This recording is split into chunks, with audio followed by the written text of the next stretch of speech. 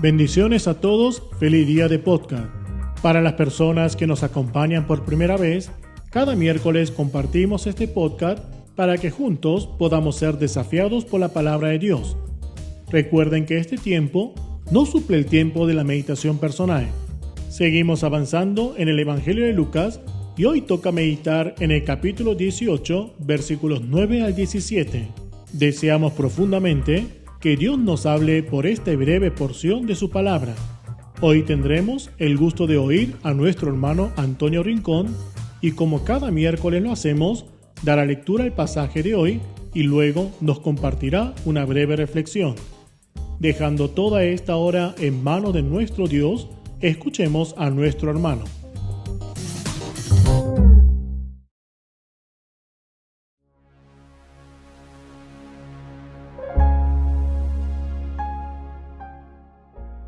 Buenos días, hermanos, mi nombre es Antonio Rincón y estaré compartiendo con ustedes la lectura del día de hoy, así como una pequeña reflexión. Comenzamos leyendo el pasaje correspondiente al Evangelio de Lucas, capítulo 18, versículos del 9 al 17, en la versión Reina Valera 1960. A unos que confiaban en sí mismos como justos y menospreciaban a los otros, dijo también esta parábola. Dos hombres subieron al templo a orar. Uno era fariseo y el otro publicano. El fariseo, puesto en pie, oraba consigo mismo de esta manera: Dios, te doy gracias porque no soy como los otros hombres, ladrones, injustos, adúlteros, ni aun como este publicano. Ayuno 2 veces a la semana, doy diezmos de todo lo que gano. Mas el publicano, estando lejos, no quería ni aún alzar los ojos al cielo, sino que se golpeaba el pecho diciendo: Dios, sé propicio a mí, pecador. Os digo que éste descendió a su casa justificado antes que el otro, porque cualquiera que se enaltece será humillado, y el que se humilla será enaltecido. Traían a él los niños para que los tocase, lo cual viendo los discípulos les reprendieron. Mas Jesús, llamándolos, dijo: Dejad a los niños venid a mí, y no se los impidáis, porque de los tales es el reino de Dios. De cierto os digo que el que no recibe el reino de Dios como un niño, no entrará en él.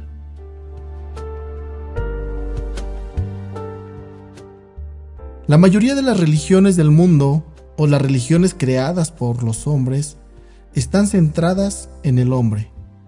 Es decir, cualquier relación con Dios se basa en las obras del hombre. Estas religiones o filosofías son similares en el sentido de que se basan en el concepto de que el hombre puede alcanzar un poder o una reconciliación con Dios a través de sus propios esfuerzos. Sin embargo, en el cristianismo o en los seguidores de Cristo, Dios es el protagonista.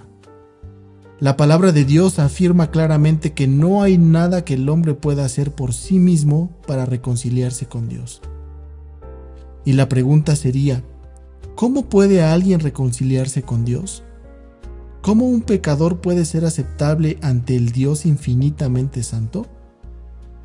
Ese es el tema que Jesús desarrolló en esta parábola, en la parábola que nos toca meditar el día de hoy.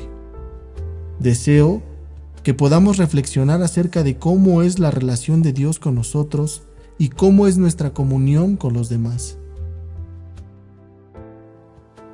En el versículo 9, Lucas nos presenta el contexto inmediato por el cual Jesús se dispone a contar dicha parábola. Y la razón por lo que saca a relucir esta parábola es porque algunos que acompañaban a Jesús confiaban en sí mismos como justos y se creían superiores a otros. Eran arrogantes. Había entre la sociedad y entre sus discípulos personas que se creían justas delante de Dios y de la sociedad, y eso les hacía menospreciar a las personas que tenían a su alrededor. Creían que por sus propias obras podían ser justos ante Dios. Y desde este primer versículo podemos comenzar a meditar, sincerarnos y ponernos delante de Dios. ¿Confío en mí mismo como justo? ¿O tal vez estoy menospreciando a alguien? Este no es un problema que encontramos solamente en los fariseos y en la religión judía, sino que también lo podemos encontrar dentro de la misma iglesia, y por esta razón la parábola no va destinada solo a los fariseos, sino a aquellos que confían en sí mismos como justos y menosprecian a otros. En el versículo 10 nos habla de dos personajes, un fariseo y un publicano. Nos dice la palabra de Dios que ambos subieron al templo a orar. Vamos a analizar las oraciones de cada uno. Del primero, del que se nos habla, es del fariseo. Para aquellos que no sepan quiénes eran los fariseos, era un grupo de personas muy religiosas. Eran personas que intentaban guardar todos los mandamientos y eran destacados en el pueblo de Israel por su autopromoción orgullosa. No les gustaba pasar desapercibidos.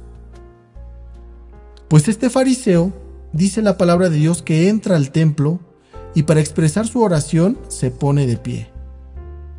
Aunque la postura que toma el fariseo estaba permitida, me gustaría mencionar que lo importante en la oración no es tanto la postura física que presentemos en nuestras oraciones, sino la postura del corazón. A veces da igual que estemos de pie o de rodillas, pero si nuestro corazón no está humillado ante Dios, da igual qué oración presentemos, ya que lo que en realidad estamos haciendo es hablar con nosotros mismos como hacía este fariseo. El fariseo lo que comienza a hacer es hablar de las cosas u obras que hace para esconder sus propios pecados. Es decir, comienza a hablar de lo que no ha cometido. Detrás de los pecados que no comete, esconde los muchos pecados que sí ha cometido. Lo que hizo este hombre fue ir al templo para confesar los pecados de otras personas, pero no los suyos propios. Un par de palabras que describirían muy bien a este personaje sería la soberbia y la arrogancia. El verdadero peligro que se esconde en la soberbia es que nos impide ver nuestra verdadera posición delante de Dios. Nos hace pensar que estamos en una posición en la cual realmente no nos encontramos. Para este hombre era más importante el ayuno y los diezmos que tratar con respeto y con amor al publicano. Fijémonos muy bien hasta dónde llega la soberbia del fariseo, ya que en su oración podemos contar de forma omitida el sujeto yo hasta en 4 ocasiones en solo 2 versículos. Yo te doy gracias, yo no soy como los otros hombres, yo ayuno 2 veces a la semana y yo diezmo todo lo que gano. Vemos cómo está centrado en el yo y en ningún momento encontramos una necesidad de Dios. No hay una dependencia de Dios. Él mismo está sentado en el trono de su corazón. Hermanos, ¿no será que estamos confiando o enfocando nuestra vida a nuestras aplicaciones o nuestras obras y tratamos de reconciliarnos así con Dios sin confesar nuestros pecados? ¿Y sin buscar el conocer principalmente a Dios para que Él haga la obra en nosotros? ¿O puede ser que nos sintamos muy justos, tanto que llegamos a menospreciar a los demás? Habemos muchos que llevamos años en el Evangelio, o también habemos muchos que nos hemos criado desde niños en el Evangelio, que pareciera que hemos dejado atrás los pecados más obvios ante la sociedad. Pero recordemos que por ser personas con una condición pecaminosa, nunca llegaremos a la perfección en esta vida, por lo que Dios nos pide depender de Él. Los invito a que hoy nos acerquemos sinceramente en arrepentimiento a Dios, con humildad, porque necesitamos de Él en todo momento. Ahora vamos a hablar del siguiente personaje y su oración. Nos encontramos en el versículo 13. Primero, para aquellas personas que no sepan quiénes eran los publicanos, este grupo de personas eran cobradores de impuestos, eran considerados unos avariciosos, amantes del dinero, siendo capaces de vender su propia nación para lucrar. Los publicanos eran personas odiadas por la mayoría de los judíos y no solamente por los fariseos. este publicano se presenta a orar, pero su postura manifestaba su humildad. A diferencia del fariseo, este no quería ni aún alzar los ojos al cielo. Abrumado por la culpa y la vergüenza, se sentía en separación con Dios. El texto nos dice que se golpeaba el pecho para expresar la tristeza y la angustia más extremas. Y a diferencia del fariseo, el publicano dirigió su oración a Dios y se refirió a sí mismo no como un pecador, sino como el pecador. Lo que podemos ver en esta escena es a un hombre que está completamente roto, con un vacío en su corazón que tal vez ni las riquezas pueden llenarle. Vemos a un hombre que está completamente atormentado por su pecado y sabe que el único sitio donde puede refugiarse de ese enorme problema es en la presencia de Dios.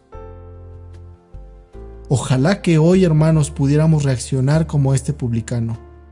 Una persona que en medio de sus problemas, en medio de su sufrimiento espiritual, acude a Dios para encontrar misericordia y gracia. La oración de este hombre es una de las oraciones más breves que encontramos en la Biblia, pero tiene un mensaje muy grande. Dios, sé propicio a mí, pecador. El publicano estaba pidiendo a Dios que fuera propicio y que se apaciguara con él. Este no era un ruego general por misericordia, sino más bien para que Dios le proveyera expiación. Y la respuesta a esta oración la podemos ver en el versículo 14.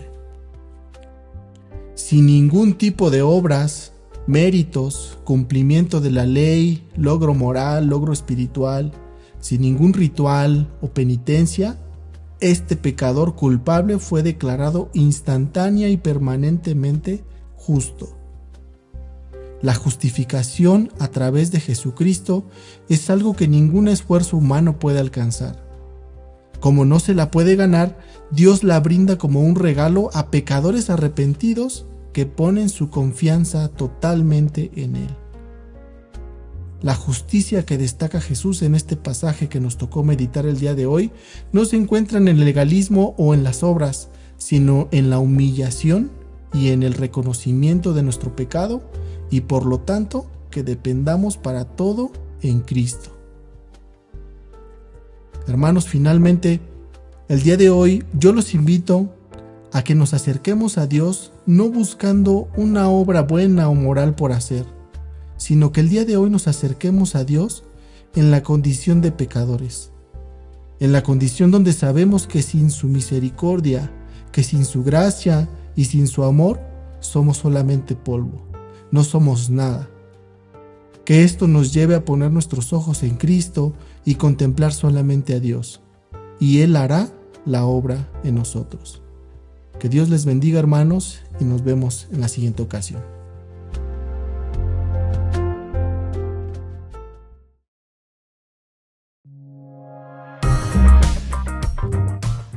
¿Pudimos encontrar la voluntad de Dios para nuestras vidas hoy? Ya estamos meditando las últimas enseñanzas de Jesús antes de llegar a Jerusalén, y como el pasaje de ayer enseña Jesús en parábolas. Qué gran bendición y privilegio es poder leer la Biblia y descubrir el mensaje que Dios tiene para cada uno de nosotros, ya que muchas personas, aún leyendo la palabra de Dios, no tienen oído para poder oír. Damos gracias a Dios por permitir culminar con las actividades programadas por Estados Unidos. Y les pedimos que sigan orando para que el Ministerio de Meditación Bíblica y la Escuela Bíblica Esdras sean de instrumento para glorificar solo a nuestro Dios. Les recordamos que ya están disponibles las ediciones de Palabra Diaria y el libro titulado ¿Qué es la meditación bíblica?, de nuestro director internacional. Solicita información. Cualquier duda o comentario, puedes contactarnos por los siguientes medios: en Facebook con Ministerio de Meditación Bíblica México, en YouTube con Meditación Bíblica México, o también puedes escribirnos al siguiente email: meditacionbiblicamx@gmail.com. Dios los bendiga y hasta la semana que viene.